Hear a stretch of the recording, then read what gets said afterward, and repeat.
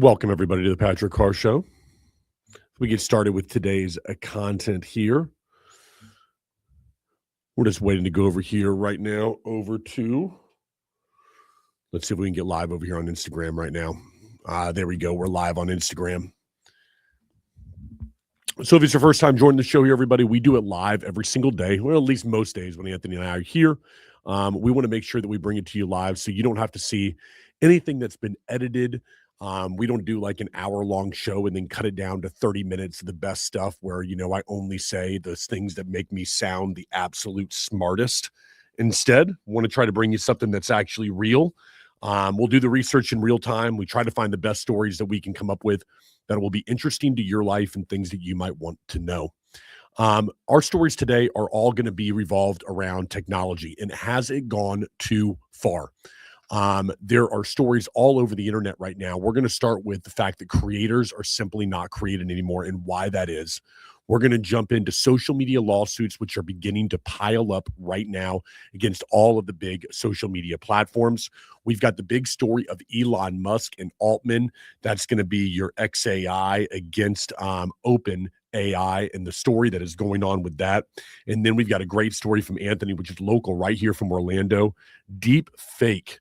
A video here in Seminole County, where we are actually based in Central Florida, is causing a big stir after a deep fake leads to an individual being arrested. Want to start out today with the big story here, the overarching story, if you will, here. Creators, they're burning out. For a long time, people have wanted to be creators. In fact, I say for a long time, and recently people have wanted to become creators. And in fact, Anthony, we were talking about that survey, right? Not too long ago. Let me read the numbers right here. Just a few, I don't know what it was, a few years ago, the survey came out. It said that roughly 29 to 32% of children aged 18 to 15 report that being a YouTuber was their top career choice. So what exactly has happened? Why are less people right now creating than ever before? Well, first of all, I think there's a gap, okay, everyone, between the amount of money that an individual thinks they are going to receive and the work it takes to actually create content. Anthony, behind the camera right here, we were talking beforehand how much work it takes every day. And we're in an office environment with cameras and laptops and all this stuff that we need, a studio and everything and lights to go live every day with just some simple stories. If you're somebody who's out there just getting started with a cell phone, you could be spending 20 to 40 hours a day trying to be an influencer in a certain area and getting absolutely nothing for it. I want to go through the numbers right here because they're shocking to people about what an average influencer or creator gets on each platform per million views that they receive. Because I think, Anthony, when people think they get a million views, man, Instagram must just pay you a crap ton of money. These influencers who get like 10 million views, they just must be getting checks from Instagram in the mail. That is not the case. Get this, everyone. Per million, Twitter, $8. Facebook, approximately $1,500 if you're lucky. Instagram, $200 if you're lucky. TikTok, an average of about $500 per million. YouTube is the most sustainable, but only because of long form content, $6,000 to $10,000 for long form and about $50 for shorts. What influencers or creators or people that you want out there to entertain you on these apps are noticing is that there is not enough bang for your buck. There's not enough there's not enough juice in this thing for them to continue to want to create. And because of that, we're seeing less and less of them create right now. In fact, one of the things that I think is most surprising to people is how much these apps want you to create if they want you to stay relevant. TikTok, the expectations for 2026, 1 to 3 posts a day. Instagram, 4 to 7 posts a week. And in YouTube, you're expected to come out with 1 to 3 long form videos every single week, plus the shorts that go along with that. And so it didn't used to be that way. It used to be if you were a creator, if you were somebody out there who wanted to just create entertaining videos and maybe you want to make a few bucks, you would go create a video a week with maybe your husband or your wife. Maybe you would do a review of a product and put it out there. And that would be the extent of what you're doing. But those same exact creators who are using that income and were making money from it, now we're seeing diminishing returns on their investment of their time, and they're giving up. In fact, right now, we looked at the numbers of how many are actually giving up right now, and it is staggering, everybody. I'm going to get to these numbers here right now, is what I'm looking up. How many creators are simply just saying, you know what? Enough is enough when it comes to this stuff. Let's take a look at the numbers and what that shows right now. 1/3 of creators who are actually creating right now are thinking about quitting, everybody, because they're tired of it. They're realizing the fact that they're not getting anything out of this thing, and they are done with actually being able with doing it. And I'm not surprised that this happens to be the case. As little as, get this, 0.1%, not zero point 0.1, 0.1% of creators earn a full-time living from their content. So what begins to happen is they start to create, they struggle, and then they burn out because there's no income and they don't get what they want out of it. They reduce their activity, and then they fall off and they don't do it ever again. And so what we're seeing right now is this is happening all over the place. 52% to 62% of creators report burnout in the rate. I'm sorry, 52 to 62% of creators report burnout as a regular part of their week. 69% report financial instability. 71% of creators earn less than $30,000 per year on a platform like TikTok. There are not people that are making millions upon millions of dollars everywhere. I hate to make the comparison here, but I will do it. Something like an OnlyFans is a great example of how it is for creators across all platforms. People think that OnlyFans people out there are making millions of dollars when the studies show that there's such a small percent of these individuals who are creating on that platform that are actually making any money at all. And the same thing is happening right now with these apps. And so what has happened, though, is people are beginning to try to take the easy way out. They're trying to go ahead and create AI content on these platforms because it's easier than the time it's going to spend to script, the time it's going to take to get out there and create something yourself. And because of that, they're again seeing diminishing returns. And you know who else is seeing it? The platforms themselves. They're not getting the same interaction right now because people are not creating at the same level. Now, what I believe is going to happen is that you're going to have to see a reversion from platforms into rewarding creators in the near future if they want to continue to get the same high quality of result from creators that they've gotten over the last 5 years. Because the fact is that the average person that's out there who owns a business is not the person who keeps an individual coming back over to an Instagram, TikTok, YouTube. We all, in fact, have the people that we follow. I'm on my big thing, I'm on freaking YouTube watching these police videos. This guy, I can't remember this guy's name. I'm gonna have to look him up on my phone, but it's over there. It's like Sergeant something another.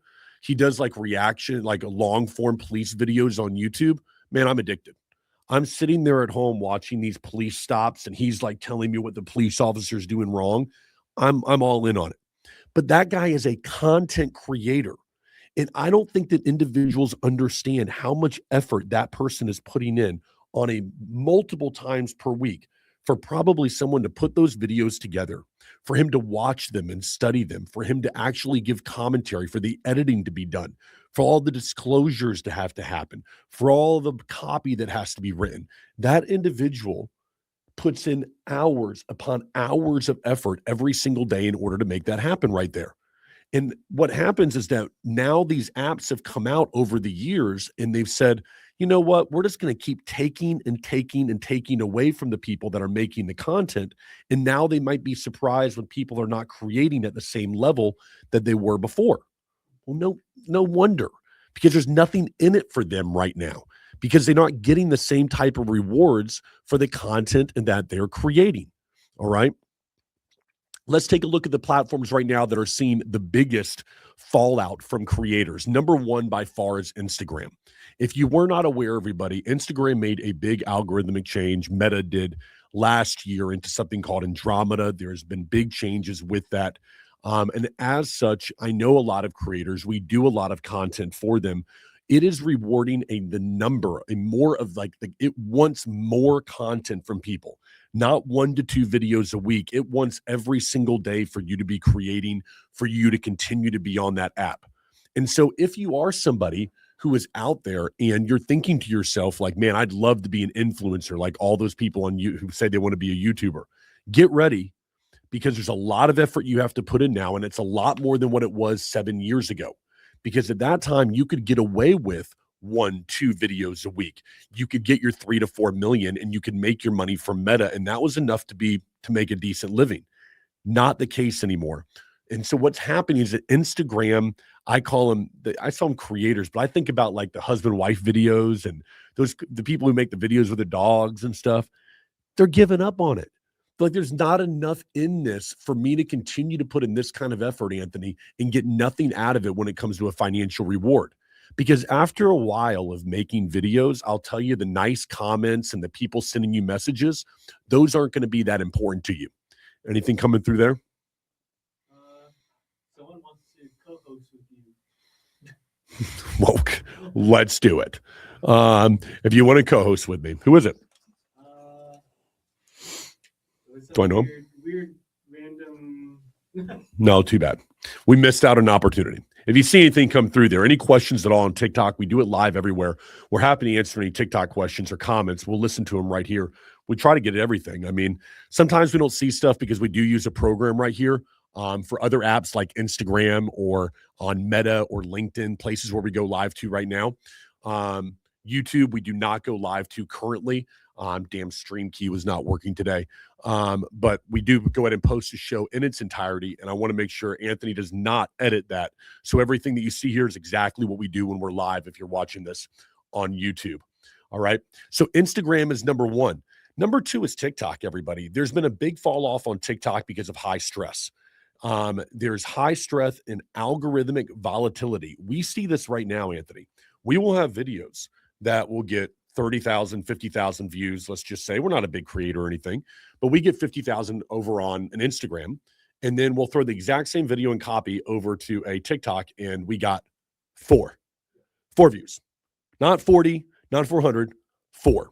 And so there is algorithmic volatility is what it's trying to say right there on TikTok that makes it difficult for a creator to consistently make the content that's going to be able to make them money and that garners the views for them. The other thing that I want to mention about this for people who are not aware and why this is going to be such a big deal, the change that the algorithm made within Instagram was big. I want to get back to that because I know we've talked about what's going on TikTok. One of the big changes in the algorithm is how it shows content to people. It used to be, rewind a year ago or so, if you had 1 million followers, you were almost guaranteed to have a viral video. Because as soon as you put that out there, your 1 million followers are going to watch it, like it, and you're going to, no matter what, you're going to have a great video. Meta saw this and said, hold on, that doesn't reward great content. It's rewarding a big following. And that's a surefire way for those people to get lazy. So it changed how it looked at the algorithm now to where it shows your content to people that are similar to your following. It sees what their reaction is there and then pushes it back in depending on the reaction that way. The goal was to give incentive for the people that were creating the best content to keep creating the best content so that they don't get lazy based on the fact that they have a lot of followers. Okay, great. Also, if you're that person who made that following, right, and you want to make sure that all of your followers are getting your stuff, it just became that much more difficult for you to reach those people on a consistent basis. There's 2 sides to this thing right here, okay? And for people who think that it's somewhat easy, oh, woe is them, listen, how many of our clients, how many of the people we deal with are go, man, that was a lot harder than what I thought it was going to be out there for 1 day filming everybody.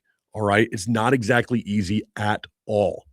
I do want to point this out. If you do want to make a living, and this is where I think the trend is going to continue to go and where it's going to have to. YouTube is the emerging trend to where you want to make a living. They've got the best algorithm, the most predictable algorithm, and the most money for long form content. In a world where everybody is concerned about doing short form, there's a reason that we do this every day on a long form basis. Because there's a lot of people who want to listen to long form content. And so YouTube is emerging as the place right now where creators are beginning to do more work because you get more money for that work that you're going to put in. If I'm going to put in 60 hours for the week, which let's say me and you put in 40 hours a week to do a live show like this, right? And we're nothing big. We are nothing big at all. We get like no views on everything, and we're nothing big. So we do 40 hours a week or 30 hours a week to try to be able to do this. Wouldn't you want the opportunity to make $10,000 from the video that you're creating? Of course you would. You don't want to put out a short out there, get a million views, and get a $50 check in the mail from Google for what you did there. There's more of an upside right now to YouTube than ever before. And I believe that's why you're going to see a lot more people who are going to actually turn to YouTube in the near future. What do you think, Anthony? No, definitely. It's crazy now, just in the past like 15 years, just how many content creators there are now and influencers. It's almost like doubling every month. There's like new and new, more and more, and it's just. I feel like soon there's going to be everyone's going to be a content creator for something at some point. What's very interesting about it is that 75%, according to the statistics here, of content creators will quit within the first year. So I think what's happening, Anthony, is you have a lot of content creators who are beginning their journey on whatever platform they decide. They go into it with the assumption that, man, it's going to be easy, or that people are going to automatically want to listen to me, that I have something special that nobody else has. And then they get discouraged and they quit quickly. I think that to me is where it becomes a very unique thing, right? There's a lot of people who begin the journey, but not very many people who stay after it, right? And I think there's a real disparity between how much money people think influencers make and how much they actually do. Let's go through the annual income on average for creators on, let's aggregate every single a platform, okay? So on aggregate, across all platforms, how much does an average influencer actually make in 2026? The numbers are staggering. Let's first of all start with people from 0 to 10,000 followers. Annual income, anywhere from 50 to 500 bucks. Nothing. This is most people right there, okay? Let's call the next level micro creators, 10,000 to 100,000 followers. $500 to 5,000 bucks a year. It's just a hobby, folks. That's all they're doing. And that is a wide range of people that are on social media. Mid-tier would be people that are 100,000 followers to 1 million that are out there. They're only making anywhere from 5,000 to 50,000, and 50,000 folks is on the extreme high end that those people are going to be making. Now, these are the people that are going to report. You ignore that. Who is it? Is it a spam? No. Delete it. We'll call them back. We're live right now. There'll probably somebody calling in. That's what I hope for, at least.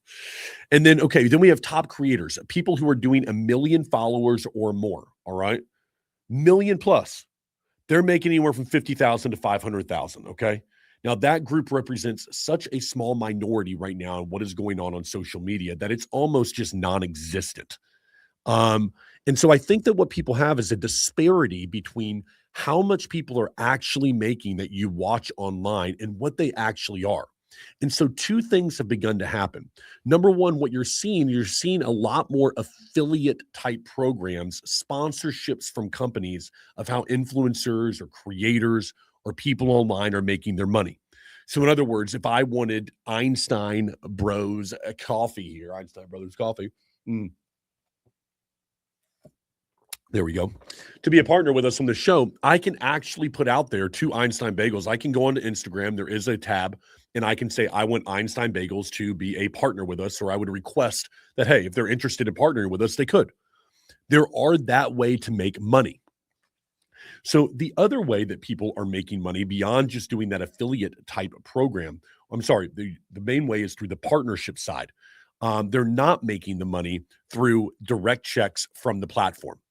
And so I think that what people have to realize is that creator that you have out there, that one that you like, that you subscribe to, that individual has to do an ad read. Yeah, you may not like it, but they have to do an ad read in order to have the money for them to keep on making content that you want. So I want to bring this full circle right now for you because this all seems pretty bleak. And folks, it sort of is. Because I think that all of us understand a couple of things is that we used to, for many of us, get a lot more dopamine, a lot more fulfillment out of going on to social media apps. We used to believe, like when I would jump into and watch a YouTube or I would watch an Instagram, there would be more fulfillment in it for me. There might even actually be something good on there for me to watch, something that would not be just absolutely painful. Like it's just everything is such slop right now. I mean, I've got to think that other people feel that way, Anthony. And a large part of that is because the people that you used to watch, they're not going to make as much content anymore. They're getting burned out by constantly having to work against AI right now, constantly having to work against an algorithm as it is. It's a very difficult process for them. Now, am I sitting here and saying, oh, well, as a creator is making $50,000 a year? No. But what we do want to realize is how dependent our society has become on social media in some levels, not just because if it was gone tomorrow that people would look at it and go, oh no, what am I going to do with my day? But rather the businesses like mine who rely on social media in order to put their word out there about their company. There are people who rely on the platforms for news. We did a story just a couple of weeks ago that 53 or 51% of people get their news at some level from social media. So when these platforms are suffering and they're struggling to bring in people to watch the content consistently, then everybody looks at this and goes, well, what's going to happen next? Right? What happens next with these platforms, which is what leads me into our next story right here. You like how I did that transition? That was not bad. I'll tell you what. Social media lawsuits, everybody. We reported on this story last month, and now we have an update. Back in March, a court in LA made a landmark ruling against social media platforms, awarding a young girl $6 million after it was decided that the social media apps were addictive in their design. So not in the fact of what the content was on the apps, but the design of that content, of how that content was displayed to the individual was addictive. Now, I want to go over to an article that we've read here today because it's a fascinating one. And I want to get into this. Lawsuits argue that companies behind these platforms leaned on techniques pioneered by casinos and big tobacco to create products that would be addictive to children, maximizing the amount of engagement and boosting profits for the company. Studies have shown that Facebook, Instagram, other platforms stimulate the brain in ways that are very addictive. According to legal filings, Instagram created a perfect storm, quote unquote, of social media addiction by exposing users to reactive algorithms in its feeds, stories, explore, and reels features. Quote, social media platforms drive surges in dopamine to the brain to keep consumers coming back over and over again. The shares, likes, and comments on these platforms trigger the brain's reward center, resulting in a high similar to the one that people get gambling or using drugs, says Dr. Nancy DeAngelis, Director of Behavioral Health at Jefferson Health in Abington. Abington. I can't pronounce it. Sorry. So if it's first time joining, if you haven't heard about these lawsuits, they happened last month. The ruling came down.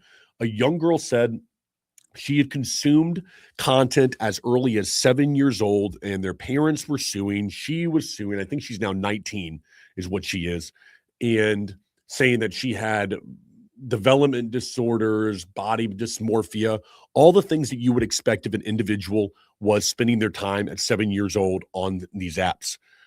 It was a landmark decision because in the past, all of these social media apps have been immune from the lawsuits because they're not responsible for the content that gets put on there, but this actually went after the design of social media apps. So what's happening now, everybody? Get this. Well, it's not surprising. Thousands upon thousands upon thousands of more lawsuits are about to be filed against all of these social media or social media platforms.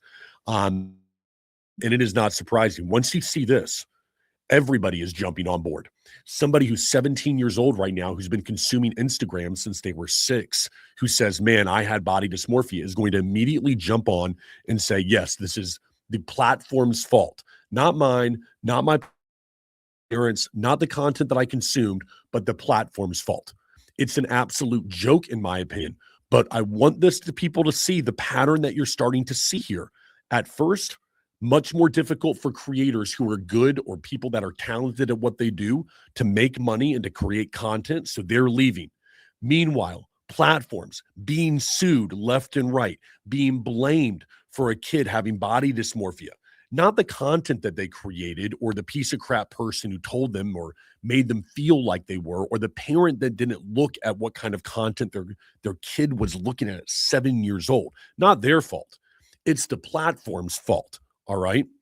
And this to me is where you start to see, I'm bringing it together for you all, this perfect storm of what it looks like right now for social media and what it could mean in the future right now to these platforms. I want to say this. Social media is not for everyone. And if you do not believe that it's an addiction, you are wrong. Just like there's alcohol addiction, drug addiction, pornography addiction, there is social media addiction. And anybody that doesn't believe that, well, you're probably either naive or you got it yourself and you're trying to convince yourself otherwise, because social media addiction is real. And we're seeing this play out in front of us right now, that people are saying these algorithms are meant to be addictive. The way the stuff goes, the way you scroll through things, the dopamine hit of what the next one is going to be, it's going to be addictive. I hate these lawsuits, though. Hate them, Anthony.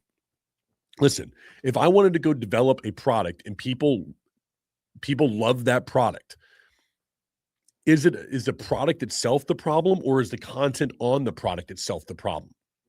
Moderate the content, not the product itself. That is you can't sit there and say that a 7-year-old needs to be looking at Instagram wherever, because I've said this before.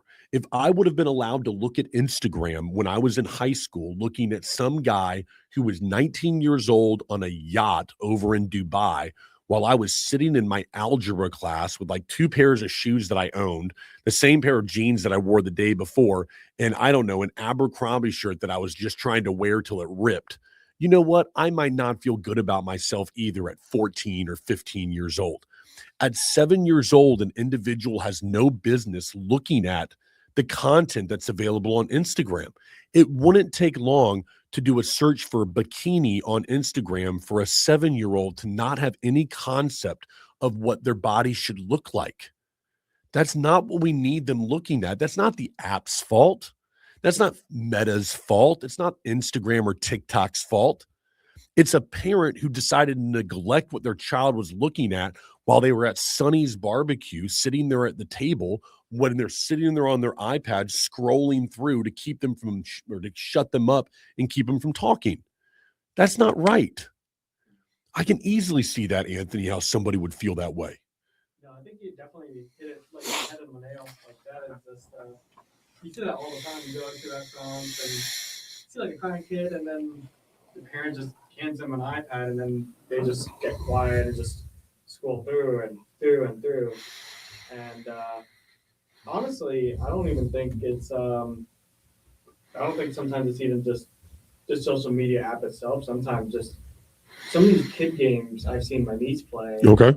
And I've seen they look like there's an ad for it where it looks like, oh, it's like a kid game, but if you look at it, it's so all these like very vulgar, very disgusting things, material, and I'm like trying to tell her like, oh no, you can't play this game, but she really wants to play it. Yeah, it's a kid game. But I can't imagine these parents who don't even look at their kids to see what they're playing or watching, and they're seeing all this content. They're getting all this content that is not appropriate for kids at all, and they're just trying to feed into it because they're just yes, addicting with that. It is addicting, and I think that we're heck, man. You could look at this a lot like I don't. Let's take an example that I think everybody would understand. Let's take energy drinks. Okay. So we have energy drinks. You and we drink them every single day. We go next door. We have a 7-Eleven next to our office here, everybody. We'll drink energy drinks every day. I'm drinking a coffee right now. You know, I'll have another one this afternoon. I'll have an energy drink, and so will you. Okay. Now, energy drinks have not been around that long. So we don't understand fully the negative side effects of energy drinks. Okay. I mean, Red Bull, when did Red Bull come out, Anthony? We're not talking folks like early 90s, I don't think. I think we're probably talking early 2000s. Okay. So if we don't understand the side of what, come on, talk to me. What? 1987. No way. Maybe it came out, but maybe When did Red Bull become popular? um, That's what I would want to know. When did Red Bull become popular?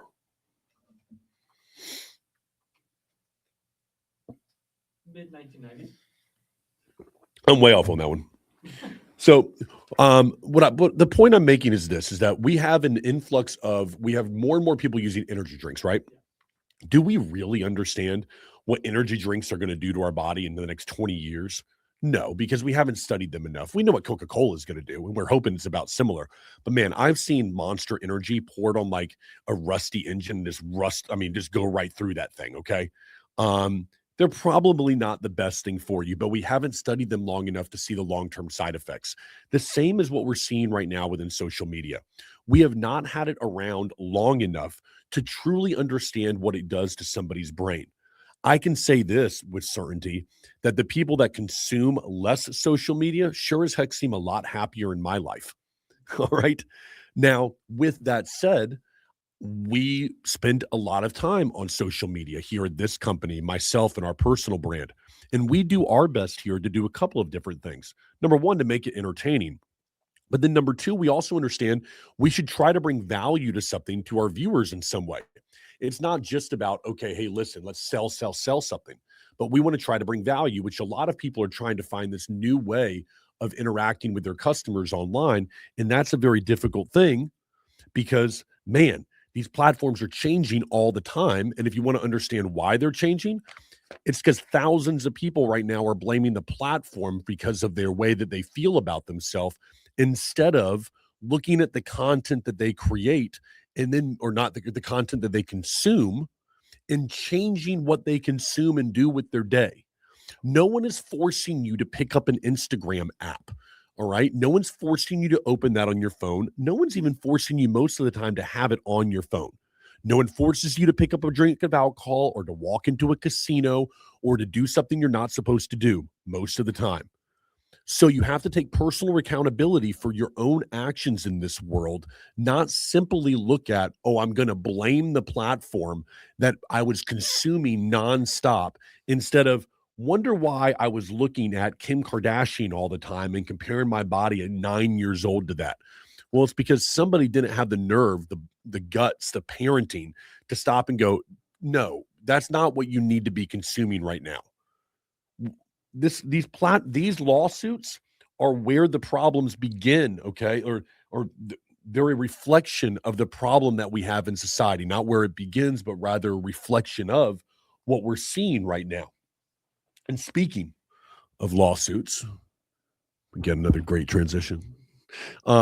Speaking of lawsuits, this is the one that me and you were most interested in today, I think. All right, because we were really looking at this, and this is going to be Elon Musk versus Sam Altman.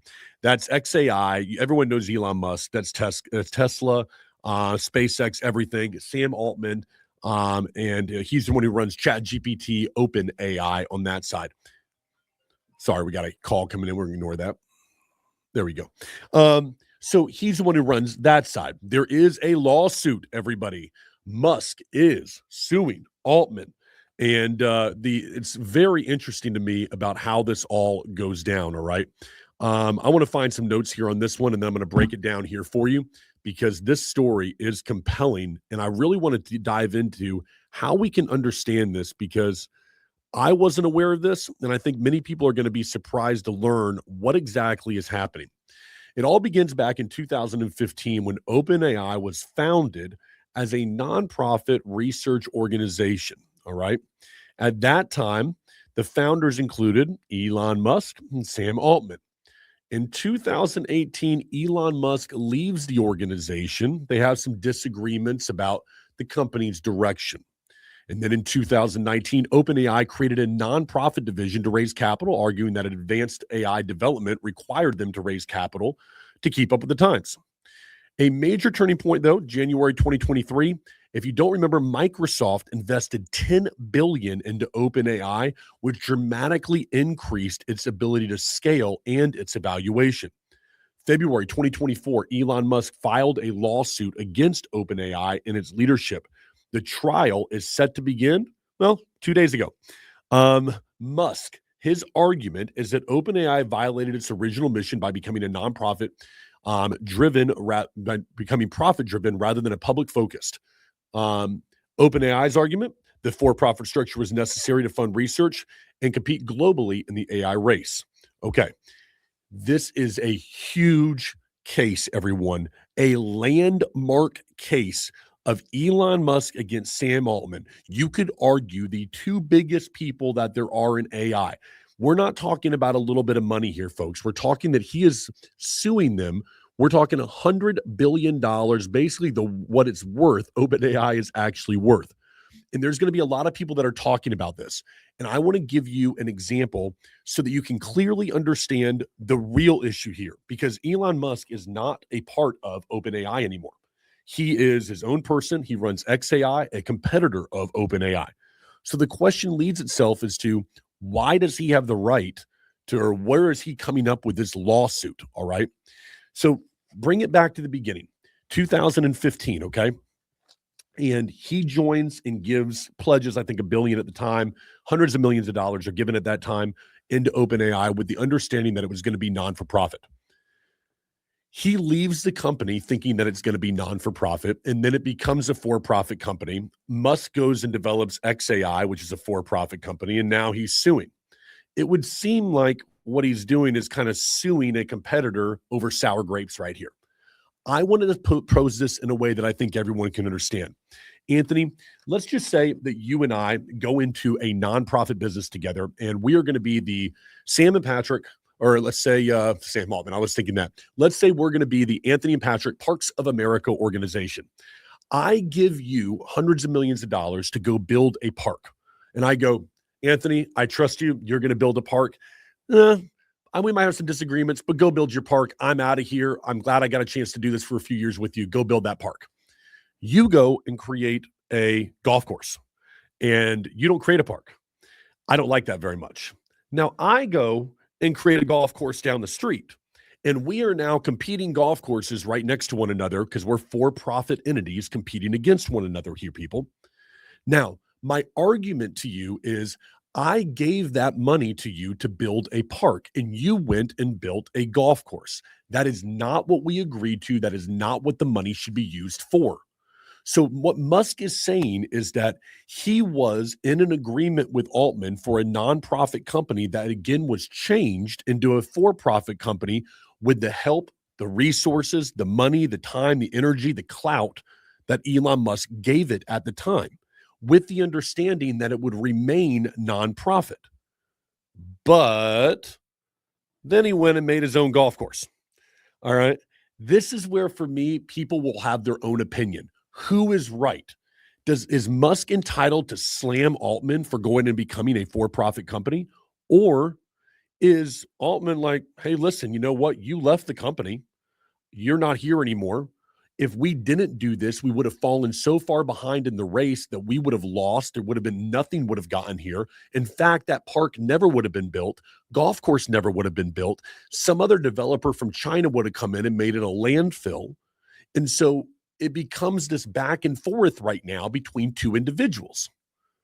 Make sense? And so I think that I want people to understand that this is a landmark case. This will be huge in the world of AI. Now, there is still a nonprofit wing of OpenAI. There's also a profit wing of OpenAI. I think that Elon Musk, I understand where he's coming from. And if it wasn't for the fact that the guy is worth hundreds of billions of dollars, I think this might look like a sour grapes, like a, you know what, I don't want to compete against you anymore. You made it famous more, than what I did.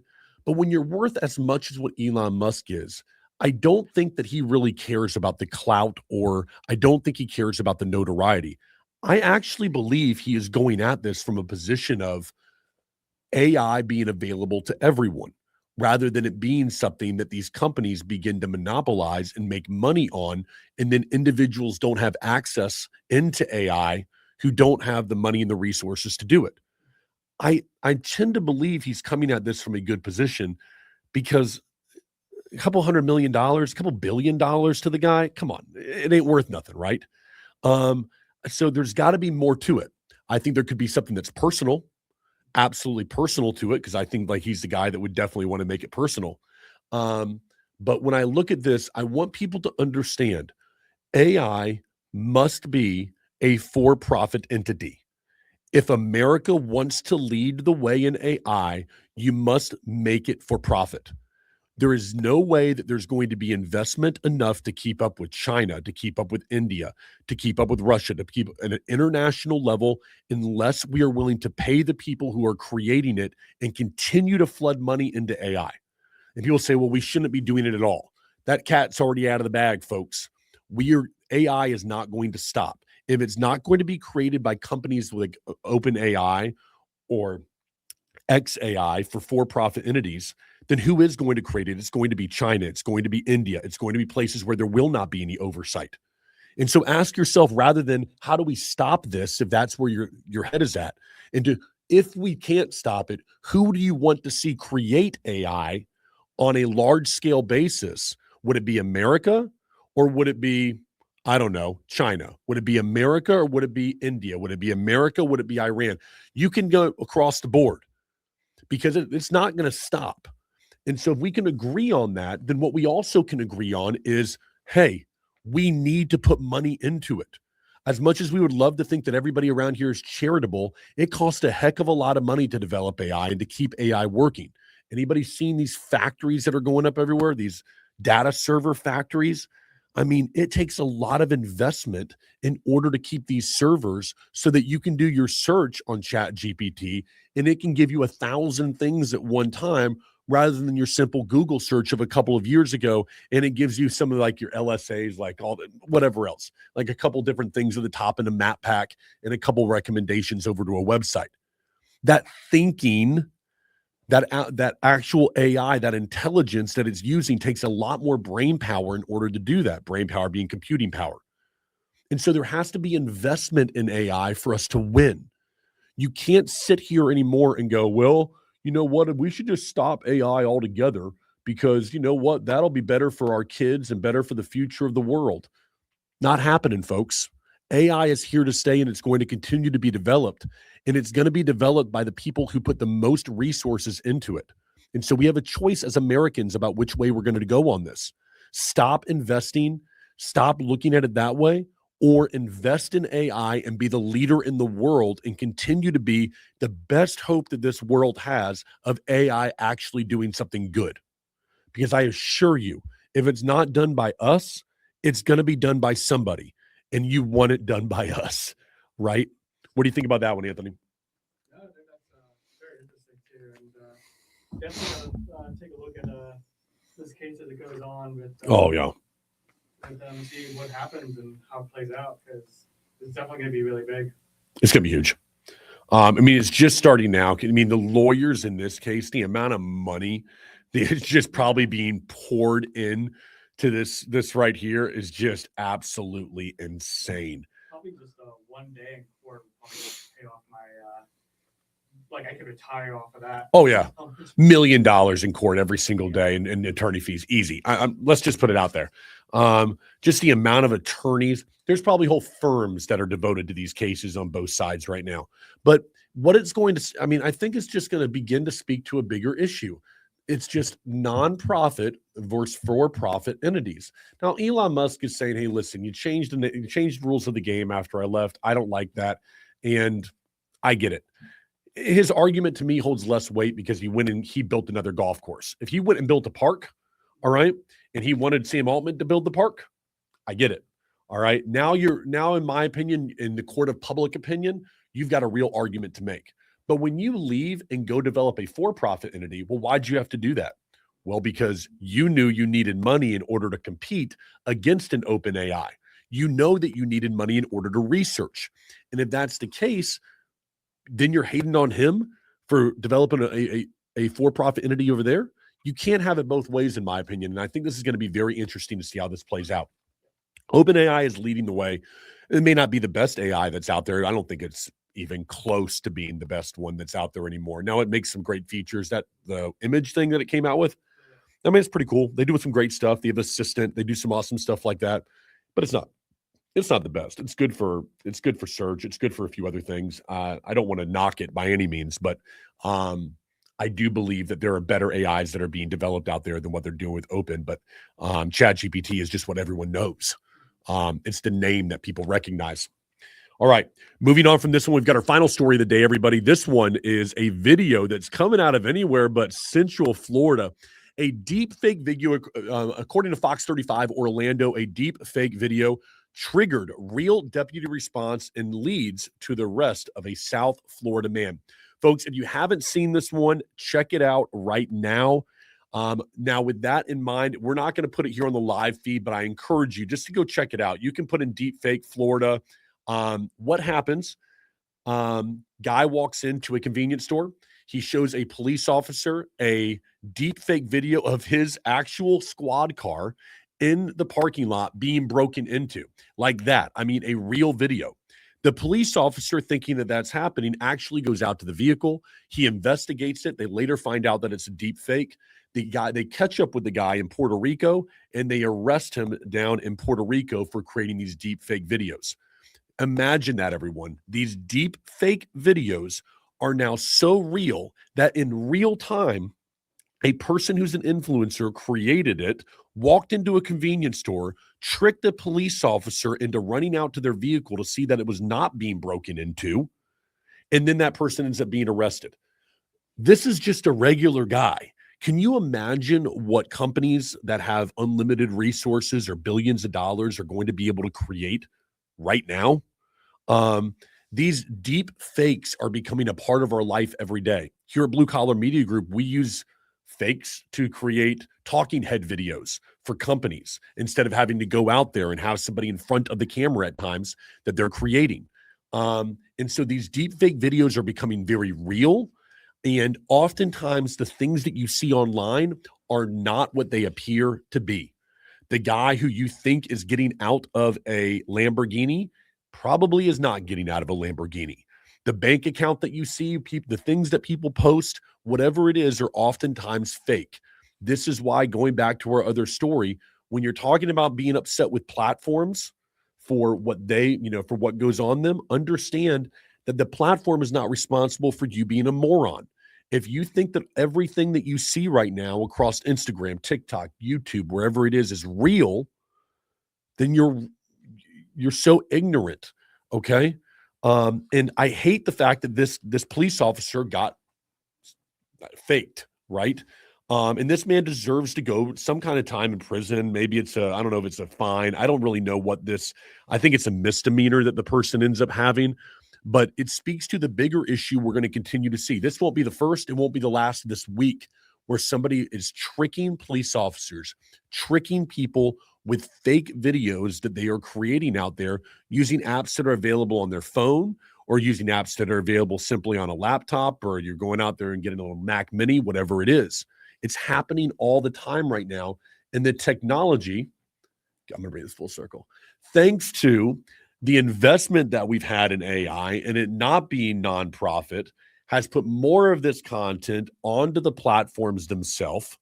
That in turn has had people that are now suing those platforms. Those platforms have changed their algorithm, and now we have less people creating good content on those platforms than ever before. And that is bringing our 4 stories together in one right there.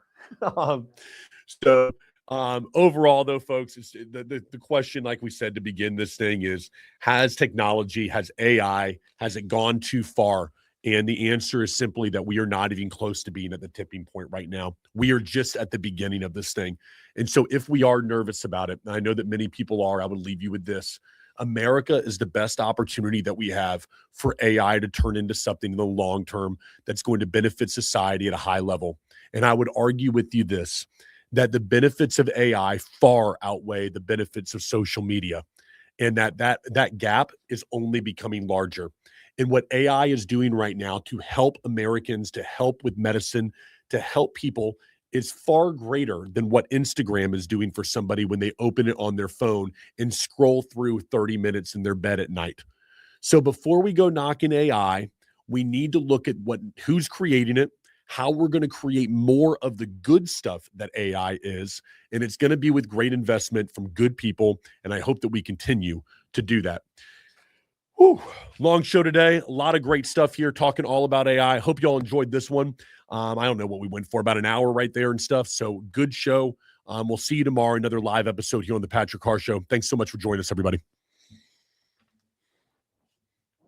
There we go.